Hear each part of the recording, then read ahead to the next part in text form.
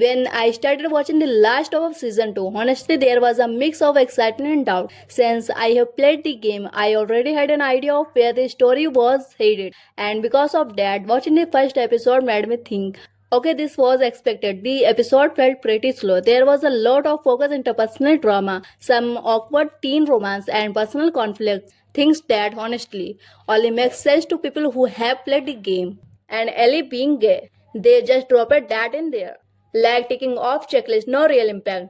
Then there's an action sequence where the infect basically felt like background plus, no suspense, no real threat. The infected just become a minor inconvenience. And that fight scene totally over the top. I felt so unrealistic that it seemed like I was watching a completely different show. So yeah, the start of the season was pretty underwhelming.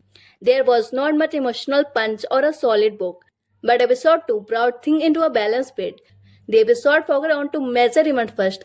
The massive attack on Jackson, which created a chaotic backdrop. Second, the most important moment, just the death and the hands of Abby. Abby's character felt pretty different this time around in the game. She got a lot of hate, and honestly, I could not connect with her either.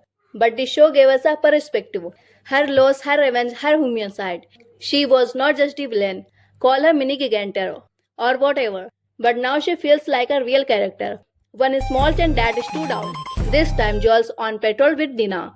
And it's Dina who gives away his name. So Abby finds out who he is. It was a small change, but it made sense. But here's what still bugs me. Joel says absolutely nothing. He had the chance to explain himself. He could have said, I did not want to kill your dad. But at that moment, saving the girl's life was the only option. Maybe Abby's decision would not have changed, but at least it would have added some depth to the sense. But no, he just stays silent. And now that Joel's gone, the entire weight falls on Ellie. Bella Ramsey is talented, but honestly, the version of Ellie in the game had a charm, a warmth. Here she feels a little hushed and disconnected. And when there is not a strong character opposite her, her performance can feel uneven. So now the question is, what's the future of this show? Will it stay to the game's part?